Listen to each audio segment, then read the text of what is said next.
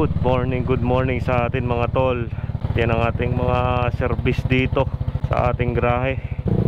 Uulan na naman kagabi, kaya ang resulta putik na naman dito sa ating looban. Ang kita nyo naman dito, kunting ulan pa lang yan. Checkpoint pa lang ngayon, pero hindi natin yan uurungan. 5 minutes later. Tandaan na natin ang ORCR natin kasi baka ma-checkpoint na tayo doon.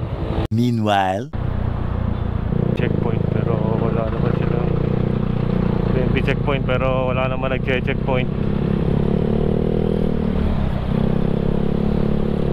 Siguro ay katatapos lang o baka magsisimula pa lang.